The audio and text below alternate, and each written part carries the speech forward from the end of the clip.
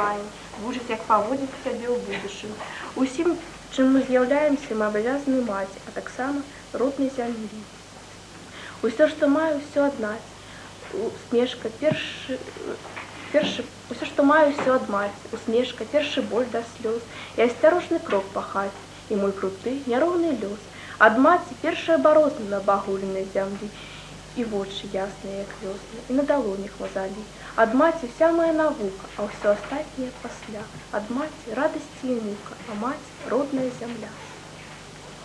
Кожны боль які той родны, дарагі нам чалавек, што з маленства заўсёды побач з намі, і дорыць пяшчоту і ласку, які перажывае за нас, што бы з намі не здарылася, і для якога мы не заўсёды застанемся дзеці. Гэта маці. Мы вырасцем, пойдзем у самастойнае жыццё, а клопат і матуля ад нас не паменшацца. Яна ніколі не перастане чакаць, хвалявацца, думаць аб нас. Мама, гэта слово мы павінны помніць заўсёды, бо мы у неаплатным даўгу перад маці. Бо сваім жыццём мы абавязаны ёй. Вялікім пачуццём любові да маці прасякнуты верш Евгеніі Мальчевскай. Голас вясны абудзіць, крылы разгорне час. Мама, заўтра ў людзі будзеш праводзіць нас. З болю шчымлівым глянеш, душкі твае ўзляцяць. Мама, ты потым станеш пісем ад нас чакаць. Будзеш чытаць няўмела, сэрца схаваўшы плач. Мама, ты так пастарэла. Мама, за ўсё прабач. Можа, і няма прычыны, што ж ты не спіш начэй. Нашы ляглі маршчыны каля тваіх вачэй. Схілімся ў думках ніца, чэцца жыцця сувой. Наша грыміць навальніца над галавой тваёй.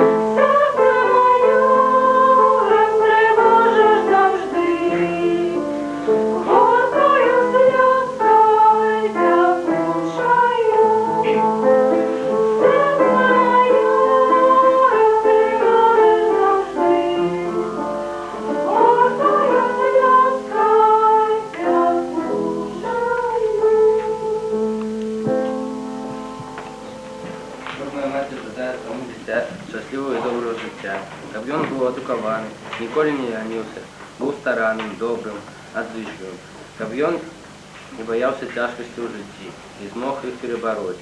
І маці заўсёды настаўляе сваіх дзяцей на добрыя ўчынкі. Што ж, бывай, нарастане журботна сказала, і глядзі, не лянуся ніколі, сынок, між людзей дзівоз і спакусы немала, сцеражыся дурного жыццёвага. Не бяда, калі прыйдзе звест прынуку.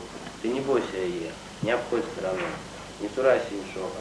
Запомни, навука не жабрацкая торба, не горы за спиной.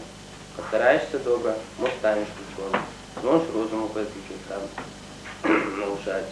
И тады уже высокой науки законы и на море на наших для всех залучают. Не лянуся, моя материнская утеха, не будь ты подобный дошеве для жизни, всегда выскажешь стилах, а Богу с тобой что не ведают, чьи они, родом откуда. Вознесется таки, як мякина пустая, и по-своему тады же мы не кажи. Нам от мати его не будет чужая, не знаешь, ты своим, ты не чужие. Так смелейше иди, по земле нашей милой, хай сумленно поляжет легкий твой путь. Я николи благому тебе не учила, помни это, сынок, ты отважным будь. Я скажу, что войны не жаночий твар, але ў жыцці мы сустракаемся з такімі цяжкасцямі, што гэтыя словы адыходзяць на апошні план. Якая жанчына на вайне, якая яна, як яна сябе вядзе, але што рабіць жанчыне, калі вайна стукае ў дзверы? Не, яна не будзе ўцякаць, яна пойдзе ваяваць. Верш крылатай дзяўчыны быў звернуты да тых дзяўчын, якія не палі духам, пайшлі на фронт. Пасля санбатаў на гарачым теле яшчэ смылелі раны і рубцы, і зноў на кукурузніках летелі дзяўчаты на растоў і на клінцы. Для іх былі бранёй камбінезоны, іх прыкрывалі хмары з галавой, а ўнізе дагаралі гарнізоны, і захмыляўся шквал перадавой. А рэзныя грозныя дзяўчаткі, яшчэ не славаныя нікім, ляцелі ў пекла, і парой дзяўчынку зямля і неба бачыліся ім. Яны здавалася, як абнімаюць кулі у бітвах за Дняпро і за Дзясну, хоць з кожнай іх зяніткі, як зязюлькі, пророчылі апошнюю вясну.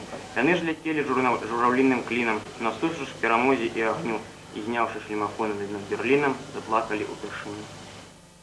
У годы войны немецкие фашисты забирали в полон не только солдат, але и мирных жихаров городов и вёсок. В основном большей частью были женщины. Женщины, мать, сестры, жонки. И немцы врывались в хаты и вылапливали их на улице. Они ганьбились над ими. И потом расстреливали их и забирали в рабство. В полоне женщине было особенно тяжко. Нема таких человечек слов, как рассказать про покусы женщин. Страшно, ненормально, старались. Твоей хозяю пьюсь, так упьюсь, аж дно повалюсь, не встану, не поднимусь. Хоть бы словом же добро вспомянуть, а не в Беларуси.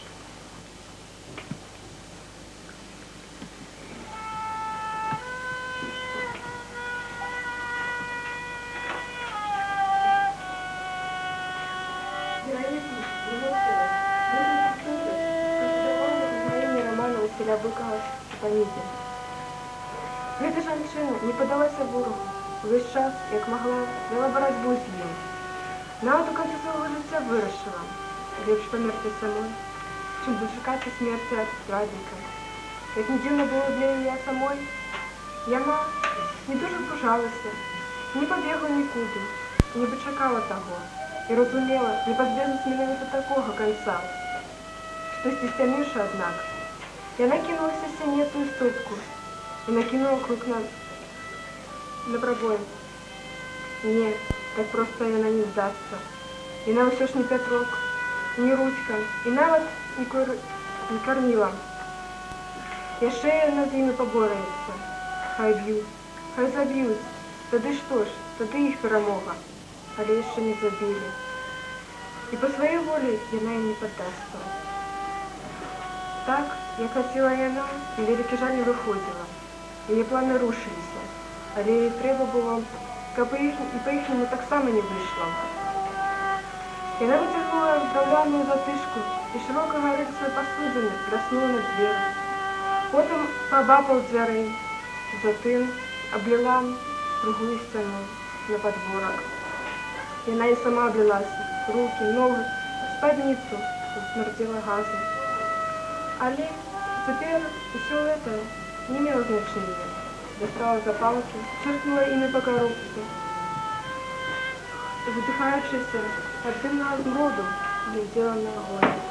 Яна адчувала, што зараз згарыць, што, мабыць, рухне падстолле, сцеранне задыхнецца ад дыму, калі дагэтуль не застрэліць на дворку. Але ўсё тое цяпер не мела значэння. Ніякіх-небудзь надзей на паратунак у яе не было.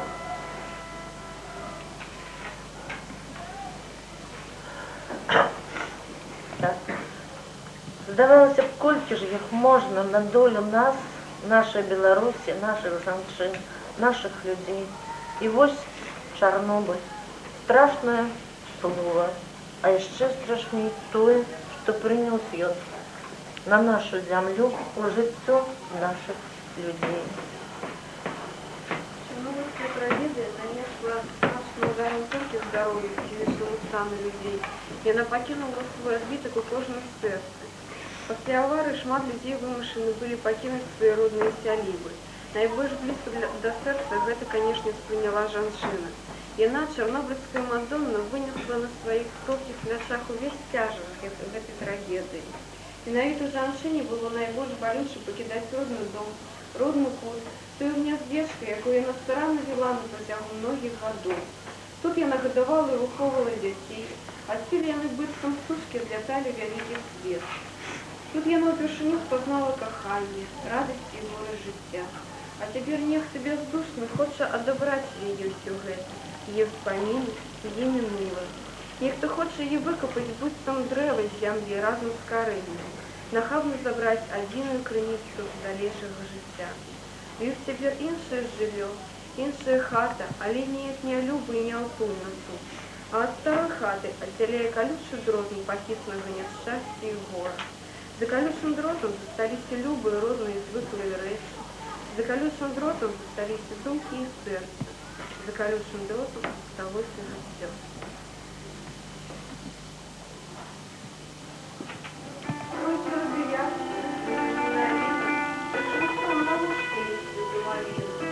Чаго глухаеце вы па зоне потай?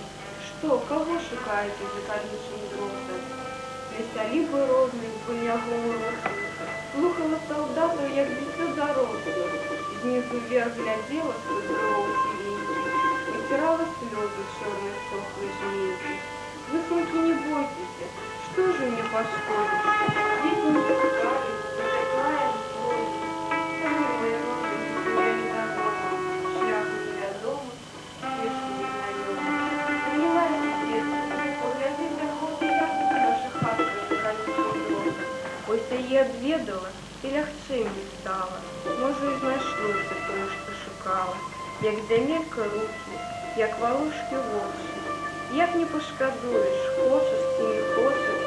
Ну, да агарожы прыбрылі, а потым трохі падкапалася, прапаўзла пад дротам, рагатнуў старэйшы. Ды вярсам ты толькі, а што ж тут схавалі пад красом ватоўкі? А нічога, кут мой каля ложка голы, не забрала тлум і абразок ніколы. Вось ён мой балесны, твар яму абмыла. Бач, як засвяціўся вызвалены з пылу. Ну, пайшлі, бабуля, зараз на машыне нас шафёр да станцыі хутенька падкіне. Між хлапцоў пляшыстых крочыла памалу, ды каля варотаў запратэставала. Вы сабе служыце, не ідзіце следам, і сюды прытупала, і назад заедзе. Свярбелі вочы, мошкі вінавата цыгарету в ус наспіхаюць салдаты. Потым паглядзелі, і паваротала кнігу раз старая, як у ледзіроку, толькі ў чыстым полі. Не спелі слова, застаўшыла жыта шуткі ціхі школы. Занялася дзетка, добра мне, савета, хатку паглядзела, можна з'ець.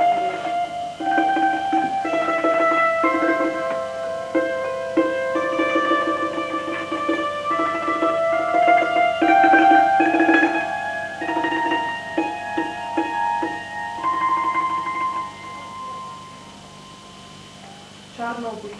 Калі чуеш гэтае слово, здаецца, ўсё, што здарылася там, было вельмі даўно. Але, на жаль, болі пакуты людзей, якія былі там, засталіся. Мне давялося прачытаць кнігу Наталі Алексеевич «Чарнобыльская малітва». Найбольш уразілі мяне беларускія жанчыны. Тыя, хто да апошняга моманту заставаліся верныя свайму каханню, не давалі жудаснай трагедыі узяць верх над пачуццямі, над чалавечнасцю, мужнасць.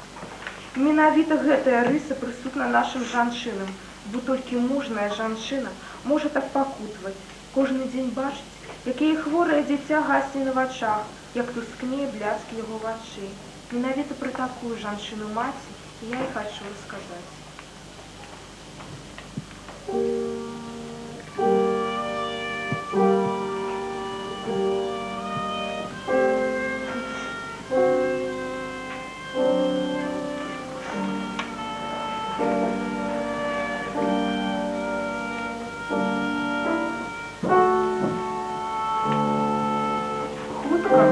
Пасля аварыі ў Чарнобылі ў адным роддоме нарадзілася дзіця. Нават не дзіця, а нейкі мяшэчак зашыты з усіх бакоў. Ні адной шчылінкі, толькі вочкі адкрыты. Такія дзеці адразу ж паміраюць, а яна не памерла. Яна жыве ўжо 4 гады. Яна не памерла, бо яе маці вельмі любіць яе. Калі чуеш матчын маналог, гурла міжволі сціскае нейкі камяк, а слёзы ад жаху нават не з'яўляецца. Вось што гаворыць маці дзяўчынка. Калі я несла яе на другі дзень пасля нараджэння на аперацыю, яна расплюшчыла вочкі і усміхнулася. Яна плача, а не, яна усміхнулася. Я чула, як урачы размаўлялі між сабой. Дзяўчынка нават не ў кашулі нарадзілася, а ў нейкім панцыры. Па тэлевізары паказаць, ні адна жанчына не раджала. І гэта яны аб маёй дзяўчынцы. Яна вынесла за 4 гады 4 аперацыі. Як нам пасля гэтага з мужам кахаць адзін аднаго? Хадзіла ў царкву. Батюшка сказаў, што трэба адмоліваць свае грахі. Але якія ў мяне грахі? Я ніколі нікога не забіла. У чым я вінаватая? Наш пасёлак хацелі эвакуировать, але потым выкрэслілі са спісу. У дзяржавы проста не хапіла грошаў. А я пакахала і выйшла замуж. Я не ведала, што нам нельга тут кахаць. Шмат гадоў таму моя бабуля чытала мне Біблію. Яна гаварыла, што настане час, калі ўсяго будзе на зямлі ўдосталь, але чалавек не зможа гэтым карыстацца. Я слухала гэта, як жудасную казку, не верила. Вось уже 4 гады я і моя дачушка жывем у бальніцы. Яна не ведае, што трэба жыць дома. Калі я забіраю дадому, яна пытае: маці, а калі мы вернемся назад у бальніцу? Там яе сябры, там яна расце, там яе дзяцінства. Урачы сказалі, што трэба яшчэ адна аперацыя. А дзе мне взяць столькі грошай? Кожныя паўгадзіны я павінна выціскаць пальцамі мачу. Калі гэтага не рабіць, дзяўчынка проста загіне. Адкажа адзіная почка. Колькі моя дзяўчынка можа яшчэ трываць? Ніхто не ведае ўздзеяння малых доз радыяцыі на дзіцячы арганізм. Я хацела, каб яна ведала. Я хацела, каб, калі яна вырасце, яна не пытала мяне, чаму яе ніколі не зможа пакахаць мужчына. Чаму яна ніколі не зможа нарадзіць дзіця? Я хацела атрымаць спраўку. Але чыноўнікі мне гаварылі: вар'янка, чарнобыльскіх грошай захацелася, чарнобыльскіх льготай. Яны не разумелі толькі аднаго. Я павінна была ведаць, што гэта не я, не маё каханне вінавата. А моя дзяўчынка расце, менавіта дзяўчынка. На адной пляцоўцы суседзі нават не ведаюць. Надзенулі сукенышку, заплету косички. Хатинка ваша такая пригожая, говорит Яна. А сама неяк дзіўна гляжу на цяжарных жанчын, быццам бы здалёку, з-за угла. Во мне шмат розных пачуццяў, здзіўлення і жаху, радасці і зайздрасці. Злавіла сябе на думку, што так же гляжу на суседскую цяжарную сабаку, на бусліху ў гнязде. Моя дзяўчынка.